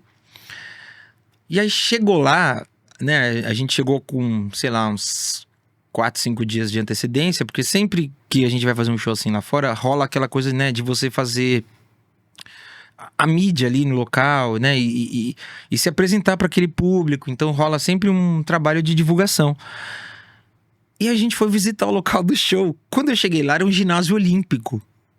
E aí eu peguei e falei: gente, vocês trouxeram o show para um ginásio olímpico? Porque a gente vai lá para fora, lógico, tem ocasiões atípicas, tipo, República Tcheca a gente foi, o nosso primeiro show lá foi para 15 mil pessoas num festival, que naquele dia era o nosso show, mas fazia parte de uma festividade, todos os dias estava tendo alguma coisa. O nosso primeiro show no Catar, a gente fez na abertura do FIFA Fan Fest. Então foi um evento pra FIFA durante a Copa do Mundo, tinha 40 mil pessoas. Então são atípicos. Quando a gente vai com o nosso show, a gente faz show em lugares que tem ali 2, 3, 4, 5 mil pessoas. Pô, cheguei lá, era um ginásio olímpico. Eu falei, gente, vocês são doidos? Falei, cara, que loucura, vocês botaram... Aí eu já fiquei preocupado, falei, Quando eu entrei, eu juro, cara, eles pegaram o mapa original do Michael e, de alguma maneira, assim, dentro da visão deles, junto com os nossos técnicos, eles atualizaram aquilo. Então era um palco com 22 de boca por 14 de fundo, era um palco louco. Era um palco absurdamente grande, com os elevadores posicionados como o Michael tinha, com a banda. Então era um negócio assim... Eu falei, cara, foi muito surreal chegar e ver aquela estrutura toda, que é a estrutura que a gente aqui recebe artistas internacionais, sabe? No Allianz Parque. E aí eu vi essa estrutura à minha disposição. E aí no dia do show, 8.100 pessoas. Eu falei, cara, não é normal isso. E aí a gente fez, o show foi incrível, foi assim, muito especial. E aí, depois de uns, sei lá, 4, 5 meses, voltamos. Fizemos outro show numa outra cidade para 6 mil e poucas pessoas. Aí também com a equipe do Michael. E aí já com a participação de um dos sobrinhos. E agora, se Deus quiser, isso foi tudo ano passado. E aí, se Deus quiser, até o final do ano a gente volta, porque a gente estabeleceu uma relação muito legal. O público chinês é um público... Eles são muito organizados. Eu tive um acesso, assim, à China de uma forma que eu não imaginei, né? A gente ouve muita coisa, compra muita história e vê... A gente acha que conhece, né? Na verdade, todos os lugares que eu tenho ido visitar com o show, eu tenho percebido que às vezes a gente acha que conhece, mas não conhece. Nada supera a experiência de estar no lugar e conversar com as pessoas e ver aquilo de perto. Então... com certeza a gente vai voltar pra lá, porque os shows deram muito certo e já existe já a negociação pra gente voltar. E outros lugares, né, a gente lá na China, né, Não é bem... É China, mas não é, né? Que é Macau, Sim. né? Tem uma questão muito forte de cassinos também, né? É meio que a Las Vegas ali. da Ásia. E aí também tem uma questão, a gente tem uma negociação lá, porque precisa-se de shows constantemente, né? E é isso. O nosso show, graças a Deus, tem essa característica da galera achar que é uma coisa e quando assiste fala... Ah... É outra. Então isso é uma coisa que tem sido positivo pra gente. Isso é ótimo. E pensando agora, Rodrigo Teaser, que agora essa pergunta aqui, nesse bate-papo, é pegada, é tensa. Em algum momento você pensou em stop, parar, ou tipo, você falou, cara, eu vou pegar um empréstimo, porque você falou em produção independente. Ou teve que recorrer a algum empresário? Não, eu pensei várias vezes em parar, juro. Porque eu vejo você um cara pensei tranquilo. várias vezes. Não sou muito tranquilo. Você é ansioso? Eu sou muito ansioso. Não Na parece. verdade, quem me traz pro chão é minha esposa. Ela é a pessoa mais equilibrada que eu conheço na vida. Calma. É uma pessoa que, assim, às vezes acontece alguma coisa, tá um caos e eu já começo a falar, meu Deus. Ela fala, calma. Então ela é 100% equilíbrio disso. Mas eu pensei muitas vezes em parar porque, assim, no começo a gente começou montando com recurso próprio, então era uma coisa assim, demorou porque não tinha mesmo, não tinha de onde tirar. Eu queria muito montar isso, mas eu não tinha como. Então era muito lento, muito demorado. E aí como eu falei, eu ia nas reuniões, as pessoas falavam, isso aqui você não vai fazer esse show. Nossa, sabe? Tinha gente que, cara, pensa, você nunca viu a pessoa na vida, você vai ter uma reunião, a pessoa fala, mas que ideia de jirico, vocês estão montando um show, nossa, para as pessoas, nossa, sabe? Tinha gente que falava, tá, deixa eu ver se eu entendi, teu show então é você fingindo que é o Michael e as pessoas vão vir pagar ingresso pra isso. Então você ouve isso, 1, 2, 3, 4, 5, 10, 12. Chega uma hora que eu não sei, eu comecei a me pegar pensando assim, gente, será que eu tô errado? Toda essa gente tá certa, eu tô errado então, porque não é possível. Ou será que eu acredito num negócio que é tão, sabe, absurdo? Mas a Priscila, minha esposa, ela sempre foi uma pessoa que acreditava nisso e é uma pessoa muito centrada. Então eu falo que ela é a dona do show porque nesse período ela é atriz. A gente se conheceu, ela é atriz também. Quando a gente se conheceu, ela fazia muito evento, ela fazia Marilyn Monroe. E a gente se conheceu trabalhando. E aí, nesse período, por ela ser atriz, ela falava assim, eu vou fazer um teste pra um comercial. E não era, ela tava indo ter reunião sem mim. Porque ela percebeu que aquilo me afetava de uma forma que eu não tava conseguindo lidar. Porque eu já tava num estágio de pedir desculpa pra ela. Eu falava, olha, desculpa. Eu botei um dinheiro que a gente não tinha num negócio que a gente não vai conseguir fazer. Então, ela começou a ter reuniões. Ela falava, é um teste. Chegava lá, não era. Tanto que a nossa estreia aconteceu um dia. Ela chegou pra mim e falou, vamos estrear. Eu falei, como assim? Vamos estrear. Eu já conversei, já tá tudo certo. Vamos estrear em tal lugar. Eu falei, como vamos estrear em tal lugar? Ela falou, olha, não era reunião, não era teste, eram reuniões. E aí a gente estreou dessa forma. Então, desde então, a dificuldade sempre foi presente. O obstáculo sempre foi presente. Nunca foi fácil. E aí eu pensei muito em parar nesse período. E depois, assim que a gente estreou, que a gente começou a andar com o show, quando você entende a indústria da noite, do entretenimento, como a coisa é, também te causa um estranhamento. Pra mim, me causou, sabe? Porque eu cresci achando que a qualidade era o principal. Eu cresci achando que a honestidade com o público era o principal, a honestidade com o produtor era o principal, jogar limpo era o principal. E quando você se depara com o mercado como ele cara, é um mercado que tem muita gente passando rasteira, sabe? Então, assim, no começo a gente foi muito roubado, sabe? Assim, roubado de fazer o show, esgotar uma casa e não ver um centavo, sabe? Ter que pegar de onde não tinha pra pagar a equipe porque alguém pegou aquela grana e sumiu. Então, no começo, isso acontecia, eu falava, cara, talvez isso não seja pra mim mesmo. Só que aí era aquela coisa, eu fiz a vida inteira isso, eu me preparei pra isso. E eu ficava, se eu não fizer isso, eu vou fazer o quê? Então eu falo, não, vamos insistir, uma hora tem que dar certo. E aí uma hora deu certo, né? Uma hora você encontra, né, Depois da gente ter sido passado pra trás, a Priscila falou, quer saber? Eu vou empresariar esse negócio. E eu falava, por favor, pelo amor de Deus. E aí ela começou a empresariar, e aí ela negociar, ela fechar. A primeira vez que alguém ligou, falou, olha, a gente quer trazer o show pra cá, me manda o seu rider técnico. A Priscila falou, claro, 5 minutos. Desligou o telefone, ligou pra um amigo nosso e falou, me pediram um negócio chamado rider técnico, eu não faço ideia do que é. Calma, então a gente foi aprendendo com a necessidade de entregar. Sim. Mas o foco sempre foi entregar. Então, assim, no começo, a gente fazia shows grandes, assim. A gente já tava em casas de shows grandes, mas o sustento ainda vinha da festinha de aniversário. Porque a gente fazia aquele show grande e aí, ok, a gente não entendeu ainda, não aprendeu. E aí tinha que fazer aquela festa de aniversário pra ajudar a pagar as contas, porque às vezes o show em si não segurava.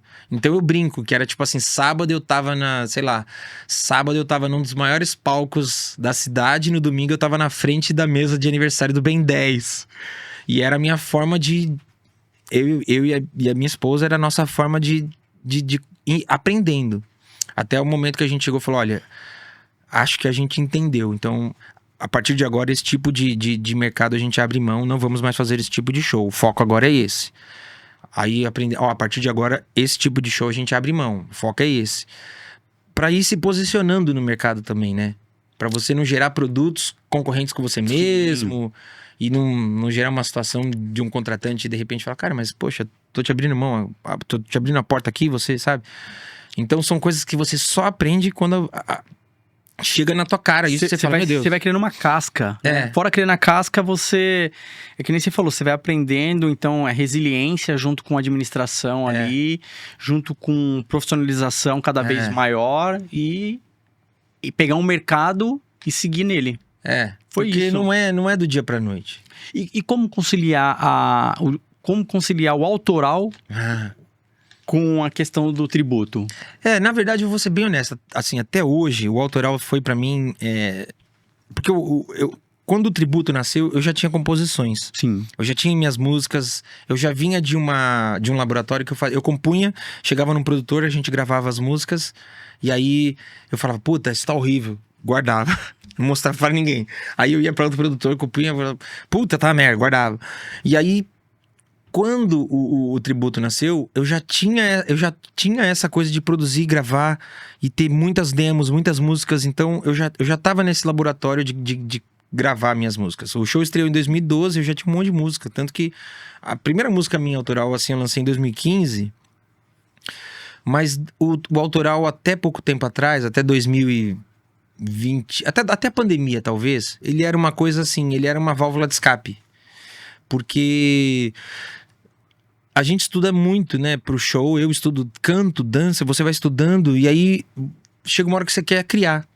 E eu acho que dentro do que eu faço, é a minha visão, não condeno quem inventa, né, quem cria junto com a obra do Michael. Mas a minha forma de enxergar isso é de não criar. Eu acho que eu tenho que respeitar o que o Michael criou, porque é o perfil do meu show. Não é que eu tô criando um show do zero.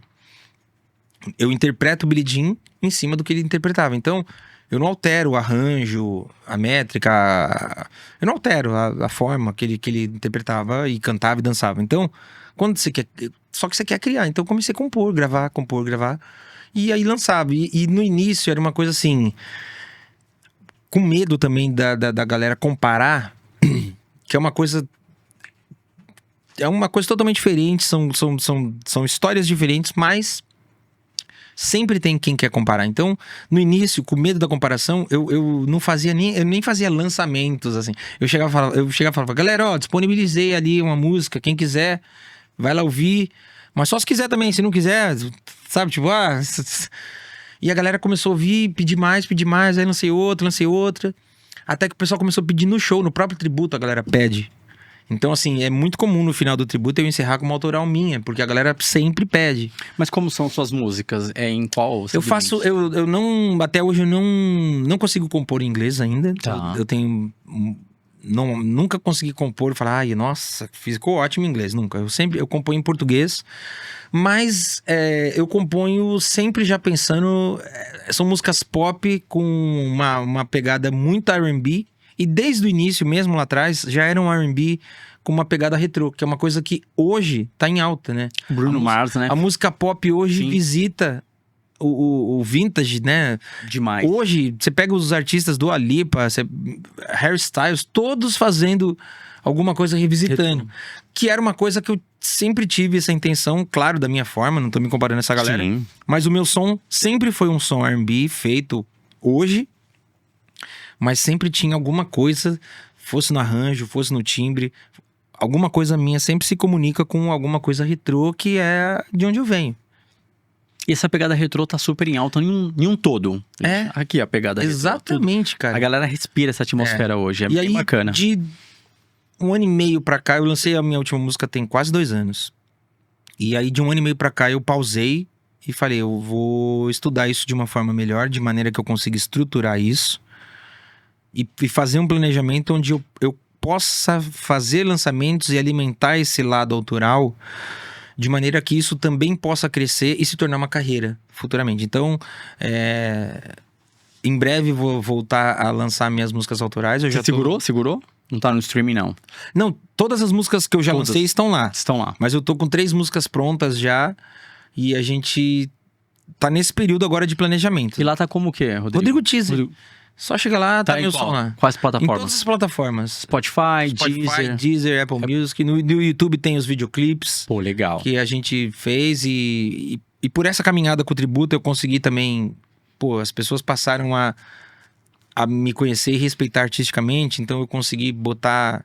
O pessoal do Multishow foi sempre muito carinhoso comigo, eu consegui botar os videoclipes todos no Multishow, depois no Canal Bis, que é uma coisa, né, para um artista independente, você vê um Sim. videoclipe passando ali, você fala, cara, Tô louco. isso é muito especial. Então, Mari Gouveia lá, do Multishow sempre me ajudou, e aí eu mando, obviamente que o pessoal tem que avaliar, né, que...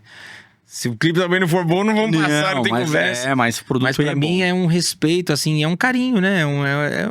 Olha, siga, você tá no bom caminho. Você tá no caminho. E aí a ideia agora é isso, a gente tá nesse período fazendo um planejamento dessas músicas que já estão prontas, porque a ideia é que a partir do momento que eu lance a primeira, eu já comece a preparar mais uma para que eu sempre tenha uma gaveta e lance periodicamente músicas e singles e passe a alimentar isso, porque a galera que me acompanha mais de perto começou a pedir shows autorais. Porque o pessoal fala, a gente ama assistir o tributo, mas eu quero ir num show teu, de cara limpa, sentar de Michael. E aí, fiz uma vez, fiz outra, fiz mais uma, e a galera Foi dando bom. foi indo, E aí eu falei, cara, então... Devo trilhar. Existe esse caminho. E aí é aquilo, eu tenho que ter consciência Sim. que o tributo é um produto que chegou muito mais longe do que eu imaginei, ele é gigante, e o autoral é um produto menor. E eu tenho que ter foco igual nos dois, tenho que ter respeito igual nos dois, só que é isso, equilibrar, que hoje pra mim ainda é uma coisa complexa, né, porque... Como que você faz, né? O tributo, por ele ter muitas datas, muitos shows, muitas coisas, ele demanda muito tempo, né? E falando em músicas, Sim. você tem alguma preferida do Michael? Ah, Que tem, você, cara. assim, Tem. essa eu canto no tributo e A minha, toca não, em... a minha favorita eu não canto muito no tributo. É Não? Manny the Mirror. É uma música que me toca muito, eu amo demais. Toca às vezes, você coloca às vezes. Não, eu faço, tributo. mas não faço tudo. Tá. Mas no tributo... eu amo Human Nature no tributo, eu amo fazer Human Nature, Rock With You. São músicas que você percebe que toca a galera de uma forma diferente. Mas a minha favorita do Michael é Man the Mirror. E um maior gênio da música depois do Michael Jackson? Quem você considera? Meu Deus, depois do Michael... Cara, vai ter muita gente que vai falar, que absurdo, você está sendo muito fanático e tal. Mas eu acho que Quincy Jones é um gênio. Eu vou botar o Michael acima do Quincy, porque eu sou fã do Michael. Não fiquem bravos, não fiquem chateados comigo. O Michael vai vir sempre antes de todos. Mas eu acho Quincy Jones um gênio, né? No final da vida dele, ele já estava mais velho e ele soltava farpa para muita gente. Ele soltou umas farpas...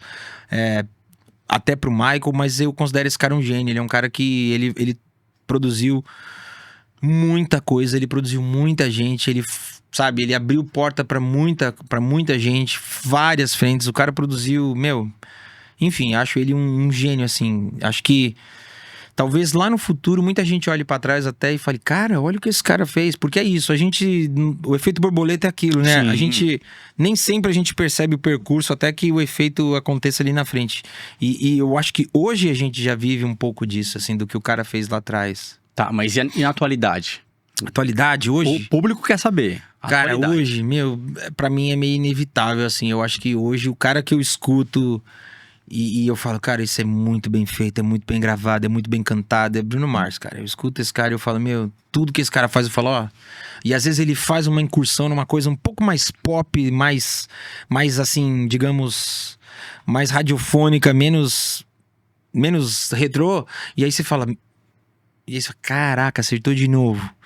E aí daqui a pouco ele, lança um dueto com uma estrutura musical totalmente diferente do que estava anteriormente. Você fala, cara, bem feito de novo. Mas ele fortalece muito a indústria retrô. Não, fortalece muito. Ele E tem uma questão que assim, eu não sei até que ponto é verdade ou não, mas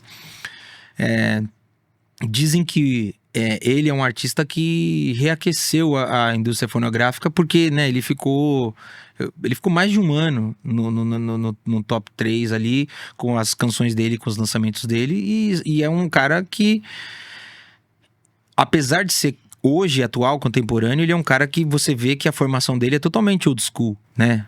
A música vem antes de tudo. Que a gente tá vivendo um período muito complicado. Tem gente que, assim, tem artistas que, assim, surge a oportunidade do patrocínio, e aí pensando no produto que se faz o patrocínio, se pensa numa ação publicitária, num videoclipe, e aí por fim pensa, agora a gente tem que ter uma música que case isso. Então quer dizer, a música, em alguns aspectos, mesmo algumas que fazem muito sucesso, ela vem por último. Então se pensa primeiro na trend do TikTok, e aí, que música a gente pode fazer pra atender essa trend? É uma coisa, não tô criticando, é uma outra forma de fazer a parada. Mas eu acho que a forma do Bruno Mars ainda é uma forma... Por mais que às vezes ele faça essa incursão, como eu falei, ele ainda é um artista old school, onde a música vem em primeiro lugar, né? Então, porque você vê a banda, o estilo de dança, a característica, tudo. E o show, né, cara? show. Você assiste o show, você fala, cara, que show bom. Aí o cara joga isso daí na internet, que nem você falou, joga no TikTok pra geração de A a Z e todo mundo compra. Então você vê que o mercado tá muito aquecido, mas o cara pensou primeiro na Sim. música. Ele fala, quem É a quiser música. me compre, mas eu sou Não, isso. e assim, você vê que é muito doido, né? Até alguns anos atrás, eu escutei de muitos programadores de rádio, eu escutei de muita gente assim, não, o Brasil não escuta R&B, o Brasil não escuta esse tipo de som e tal. E aí você fala, cara, sempre escutou a música internacional dessa forma. E aí agora tem muitas artistas pop fazendo, né, um pop nacional e indo muito bem. E aí a galera parou de questionar, né? Que você vê que tem lugar pro pop nacional e, bom, pro internacional nem se fala, né? Ele veio pra cá ano passado, fez, sei lá... o cara morou aqui um mês, fez acho que 16 shows em um mês. Não dá. E todos lotados. Todos. Bateu recorde aí. Sobre a questão das IA. Tem muita gente ressuscitando os artistas. Tem. O que você acha disso? Então, eu te confesso que eu ainda tenho um pouco de receio, porque quando o Michael se foi, iniciou uma ideia, né, de se fazer muito holograma. Iniciou uma ideia de se fazer hologramas, e assim, o holograma, todos os hologramas que existem do Michael, eles não são 100% o Michael. Alguns são bailarinos que dançaram e o Michael foi colocado, outros são covers que foram usados e o Michael foi colocado. Eu já fui sondado para ser base de holograma. E eu sou meio contra essa ideia. Porque eu acho que quando alguém compra para me ver como um cover, um imitador, um intérprete, a pessoa tá ciente que ela tá comprando alguém que vai interpretar o Michael. Ninguém nunca vai poder falar que eu vendi gato por lebre. A pessoa sabe o que é. Me preocupa a ideia de alguém assistir um holograma e tem muita gente que assiste o holograma e acha que tá vendo um holograma do Michael. E aquela interpretação física, né? Aquela forma de externar uma emoção não é o Michael. É um outro cara. Só que eu acho eu acho estranha a ideia de que alguém seja colocado... Ah, isso que você tá vendo é o Michael. E não sei, porque na minha cabeça de fã, isso coloca o Michael num lugar como se ele fosse só um personagem. E não uma pessoa. Né? O personagem, que o personagem é um personagem, né? O Homem de Ferro não existe. Amanhã ou depois, a gente adora ver o Robert Downey Jr. Amanhã ou depois, Robert Downey Jr. ficou muito velho, vamos chamar um outro cara e ele vai ser o Homem de Ferro. Sim. E o outro, o Homem de Ferro é um personagem. As emoções deles, elas vão ser escritas por um roteirista. E é isso. O Michael não. O Michael é uma pessoa. A composição dele partiu dele. Como ele externa aquilo, é dele. Então, a ideia do holograma me deixava meio assim por essa questão de falar, cara, isso não acho certo. A IA tá num estágio que, assim, em alguns aspectos, você vê e você fala, ah, isso não é o Michael. Mas já tem coisa que você vê e você fala, cara, é completamente possível que ele executasse aquilo daquela forma. Então eu não sei, o exercício da IA e a forma como ela progride talvez possa levar a gente para lugares de ver e falar, caramba. Mas, como você relatou, cuidado. É, com cuidado, porque assim, a gente vai estar vendo uma coisa que não é ele, né? Mesmo depois dele partir, né? Depois dele partir foram lançadas algumas canções que pegaram e finalizaram. Sim. Alguns produtores, alguns até que já tinham trabalhado com ele, finalizaram aquelas canções.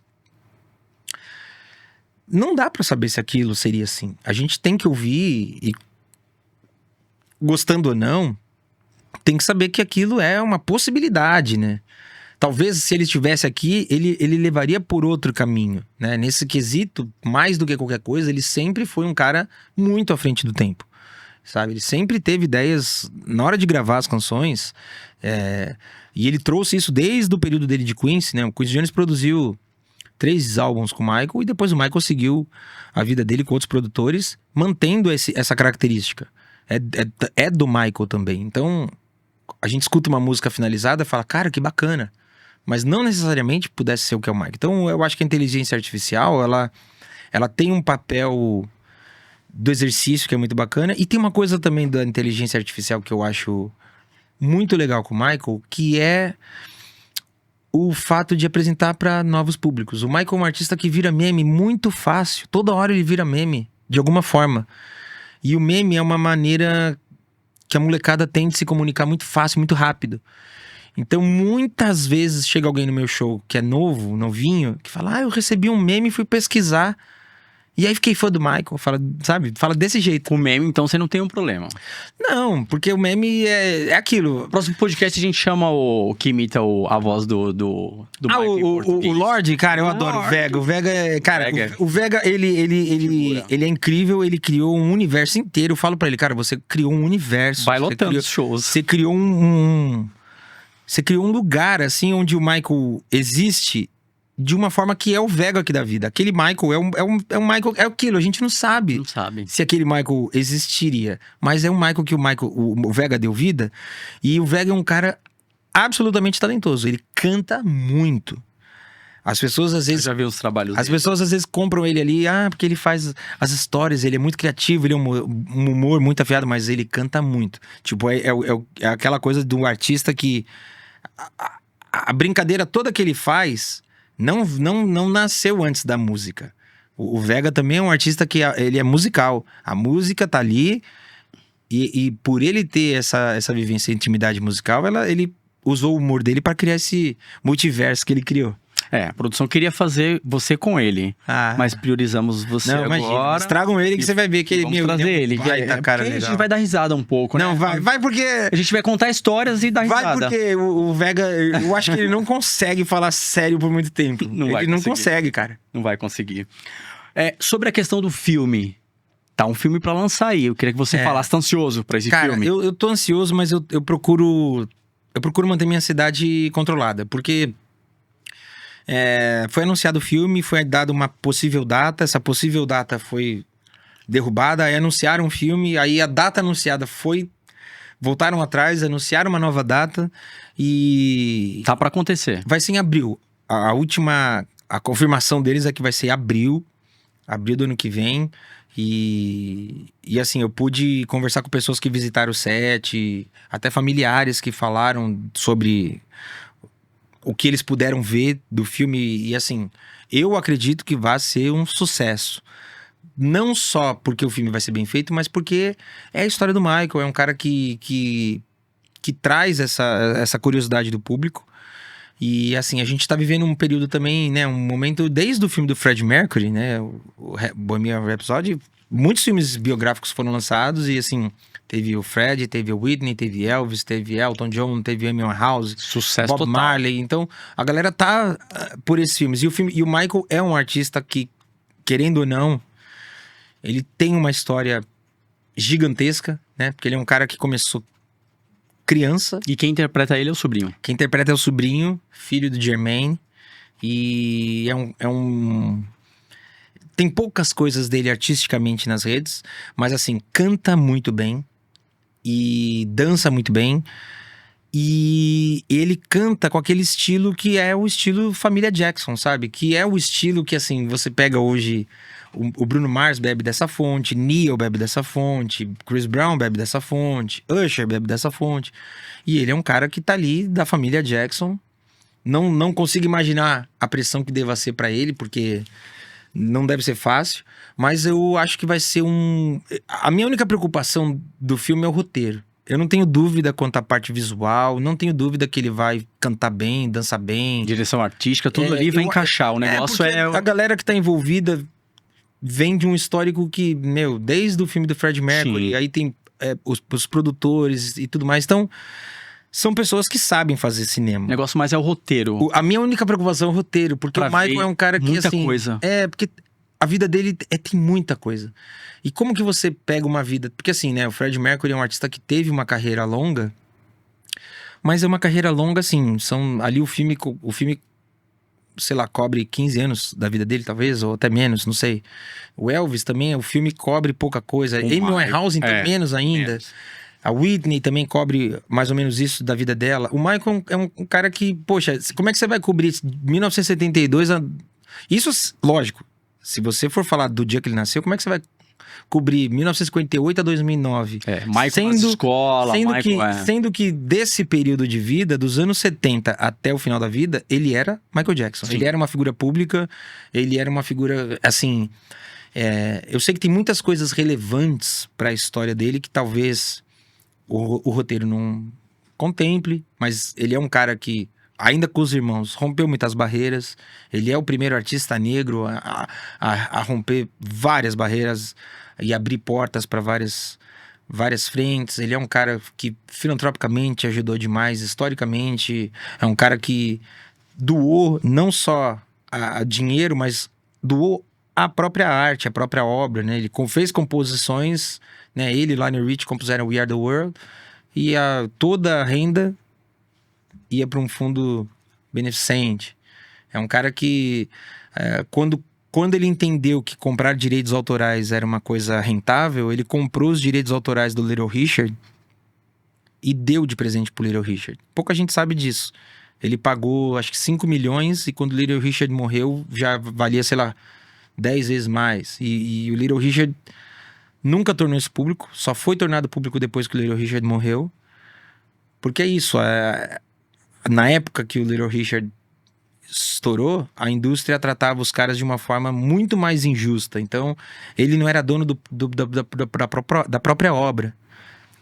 Então, tipo, tem muitas coisas assim que eu acho que seria legal se as pessoas soubessem, tanto artisticamente como pessoalmente, mas não dá pra saber, né? Porque, enfim. Mas eu não tenho dúvidas, eu acho que o filme vai ser um sucesso, e eu acho que da mesma forma que aconteceu com o Freddie Mercury, vai rolar uma Michael mania, sabe? Porque o filme do Freddie Mercury deu uma aquecida, assim, botou de novo o Freddie Mercury no lugar de um astro de primeira grandeza e tal, porque é isso, o tempo faz as pessoas meio que irem esfriando certas coisas, e aí o filme do Fred botou ele num lugar assim, que desde então ele nunca mais desocupou. E eu acho que o Michael vai rolar um pouco isso. Então aguarde, se 2025 você não parou, 2026 se preparem. Se preparem. Priscila que administre lá, hein? Mas eu falo pra Priscila, a gente tem que trabalhar, mas eu tô ficando mais velho. O tempo de recuperação tá começando a ficar maior. Mas agora, segura.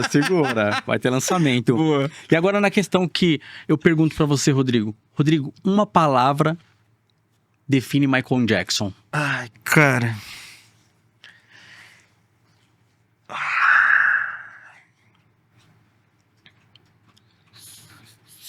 Eu acho que é inspiração mesmo. Inspiração. Eu acho que o Michael é um cara que inspira. E assim,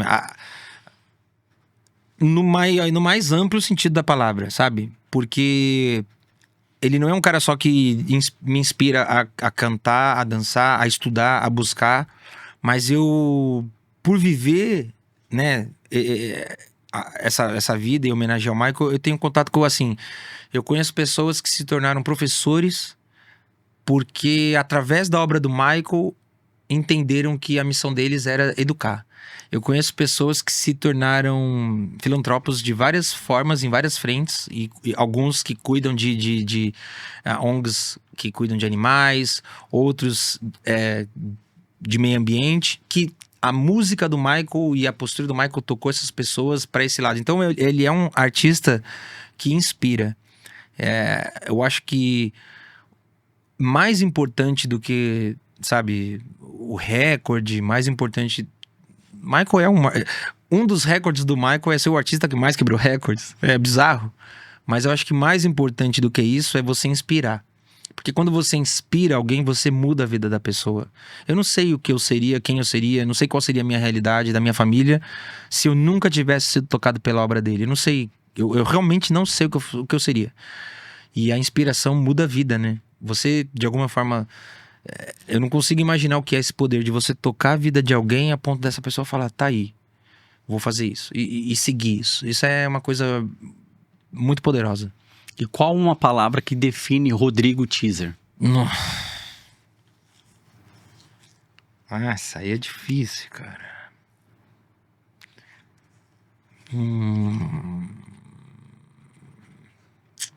Caramba, não sei. Sonhador, talvez. Bom. Eu acho que nada da minha vida, se eu não tivesse sonhado muito com isso, eu nunca teria tentado realizar. Tanto é que eu falo pra todo mundo, óbvio, tem muito perrengue na estrada, tem muita dor de cabeça, tem muita tristeza, tem muito momento que você fala, meu Deus, por que isso, tal, mas eu passei mais parte da vida sonhando em fazer isso do que fazendo. Então fazer isso pra mim é uma coisa ainda que, sabe, eu chego ali na montagem de palco, eu ainda, sabe, ainda me impressiono, eu ainda, sabe, vem um convite pra gente fazer um determinado show ou visitar um país, ainda me gera uma coisa de, ai, nossa, sabe, porque eu sonhei tanto com isso e durante muito tempo da minha vida eu sonhava de uma forma, sabe, eu achava que era impossível, que eu acho que se eu não tivesse sonhado muito, eu não teria tentado realizar. Essa palavra definiu muito bem, porque sonhador, às vezes, você consegue sonhar meio acordado, e você mexer no seu sonho ali, mudando as peças, e as coisas vão acontecendo. Porque às vezes a gente não tá preparado para o que a vida traz, assim, porque você imagina de uma forma, mas a vida te traz de outra. Mas se você sonha com aquilo, deseja muito aquilo, você vai enxergar de alguma forma, você fala, não, isso aqui vai me levar adiante. Porque, às vezes, a galera... Hoje em dia, muita gente me pergunta, cara, tô começando, tô fazendo e tal. E aí eu falo, galera, nem todo dia vai ser incrível. Nem todo dia você vai sair do palco e vai falar, uau! Tem dia que você vai ganhar dinheiro, tem dia que você não vai ganhar, mas você vai ganhar experiência. Tem dia que você não vai ganhar dinheiro nem experiência, mas você vai se divertir. Tem dia que você não vai nem ganhar dinheiro, nem experiência, nem se divertir, mas você vai entender que você alegrou o dia de alguém e isso também é uma forma de se relacionar com o que você faz. Sempre, de alguma forma, aquilo vai te trazer uma lição. E essa lição vai te fazer adiante, vai te fazer, sabe, entender onde você tá pra seguir. Rodrigo, muito obrigado. Eu que agradeço. Não, fenomenal. Eu quero que você deixe aqui as suas redes pra galera do TikTok, a sua agenda pra shows, sim, pra galera tá te acompanhando aí. Fica à vontade. Todas as minhas redes são Rodrigo Teaser, Rodrigo Teaser. Sou eu mesmo que cuido, que falo, que respondo. Quem quiser ter acesso à minha agenda, nas próprias redes eu posto a agenda ou no site tributoreidopop.com.br/agenda. Tá sempre lá. A gente sempre mantém atualizado. E é isso. De onde você estiver, sejam bem-vindos para curtir com a gente. Homenagem ao Maicon. São Caetano agora aguarde, tem agenda. A gente vai fazer... Cara, esse ano a gente tem... A gente faz São Caetano. Aí a gente tem ainda... A gente vai pro Sul. Tem bastante show no Sul. Final do ano a gente encerra em São Paulo. Final de ano eu tô aí. Vou assistir Bora. você, com certeza. Final do ano a gente Não encerra tem em São dúvidas. Paulo, Teatro Bradesco. A gente vai pra fora aí, tem alguns shows, a gente ainda vai fazer. E é isso. Enquanto a galera achar que o show tá bom, que eu dou conta, estarei lá com eles. Com certeza, muito bom, é isso aí. Show de bola. Valeu. Ó, família, é o seguinte, quero agradecer mais uma vez, família Tiquital agradece mais um podcast na moral e só vai, tamo junto, aciona a gente nas redes e até a próxima. Valeu, uma salva de palmas. Muito bom. Obrigado. Cara, isso, hein?